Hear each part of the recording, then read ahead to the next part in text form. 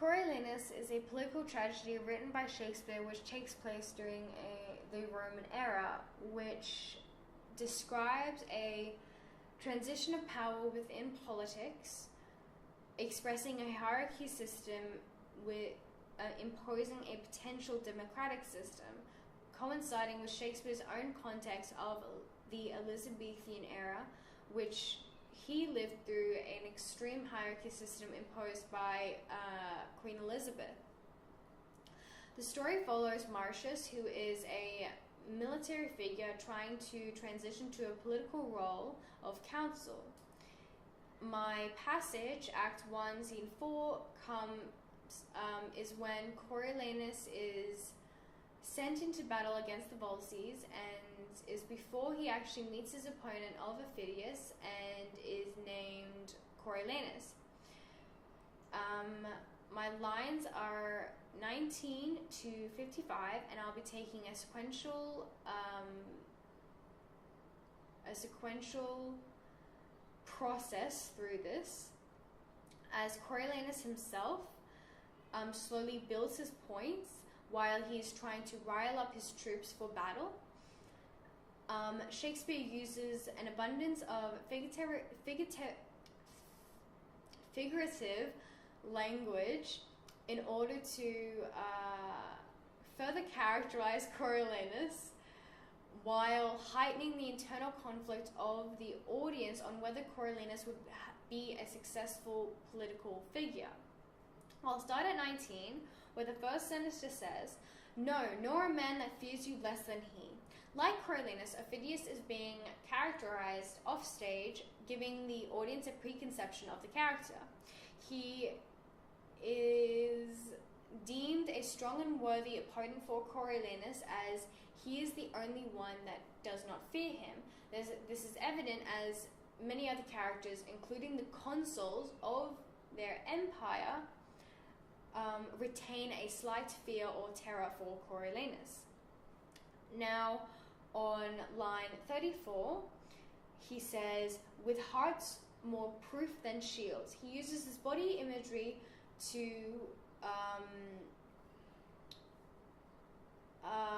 impose on the soldiers that their passion and their dedication to their capital is what will win them the war, instead of their physical power, which motivates them as their mindsets will be the more powerful figure. It expresses how Coriolanus has charisma and courage that could, in his military role, and that could be transitioned to his political role. He then states on lines 36 to 37, "They do disdain us much beyond our thoughts, which makes me sweat with wrath." This allusion expresses his dominance and motivation. Wrath is one of the 7 deadly sins, which alludes to his abnormal abilities and his godlike nature. You could even link this in with the dragon parabola, which is throughout the play, as wrath is a term used in mythology and in many darkened myths. He then continues, "He that retires, take him for a Volsci, and he shall feel mine edge." Now this begins his very long speech on how, on what will happen to his soldiers if they desert, which follows the conventions of that time period, as if you were a deserter, you were killed. But it also extends on Coriolanus' hatred for worthless people or cowardly people, like the plebeians in the previous scene, which he verbally abused and has no respect for. Then on lines 41 to 45, he describes all that contagion of the South light on you. "You shames of Rome, you heard of boils and plagues." This body parabola describes the disease of his soldiers. Now he directly says "you" in order to make this seem more powerful to his soldiers. He alludes to them being infectious and belittles their worth, which dismisses their power and devour, and then continues with plaster you over that you may be all bored further than seen, and one infect another. He continues this disease idea that they, if they desert, or if their motivation is lacking, they are the disease of Rome, and that is what we'll cause Rome's death. Now, this is sort of ironic, as he uses similar metaphors and imageries for the plebeians, and later on in the play, the community of this alludes to the community of Rome being its own downfall with their infectious disease. However, the community of Rome ends up being Coriolanus's downfall. He then continues on line 46 with against the wind a mile, you souls of geese.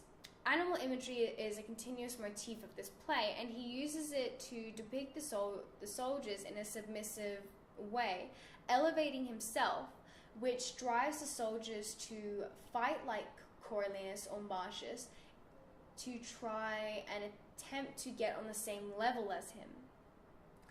He continues this animal imagery with from slaves that apes would beat. He puts his soldiers below apes for a second in order to make them want to prove themselves to him and fight like they've never fought before. A constant pitiful imagery drives his soldiers to fight, as they don't want to be seen worthless in his eyes due to his military respect and military form. He then continues the body parabola and body imagery with all hurt behind, backs red and faces pale with flight and argued fear. This image depicts a deserting soldier who seems quite hurt and diseased by his actions, and he taunts his men, motivating them to fight with the best of their abilities. He then continues with, I'll leave the foe and make my wars on you. Now this, instead of belittling them, he taps into their fear, which is of Marcius, as they do not want to be seen as an enemy of Marcius due to their knowledge of his strength and power, which again drives them to fight harder and more powerful against the Volsces.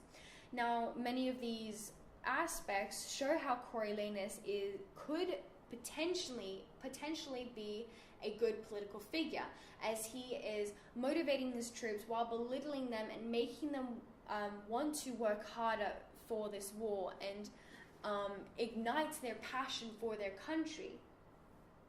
However, it also expresses his harsh nature, as in the previous scenes we saw how he was verbally attacking the plebeians due to his lack of respect for them.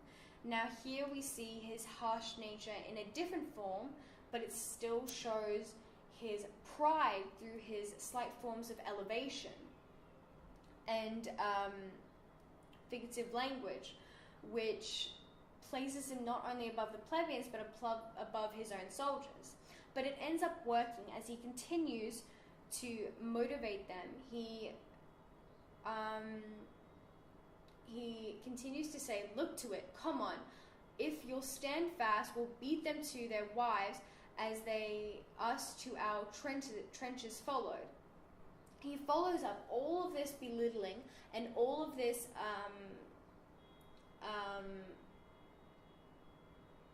dehumanizing speech to then say, come on, you guys can do this, and motivates his soldiers in order to get the best performance out of them, as he uses his fear, the fear of him in them to motivate them, and uses their drive to be like him due to their respect to get them to fight.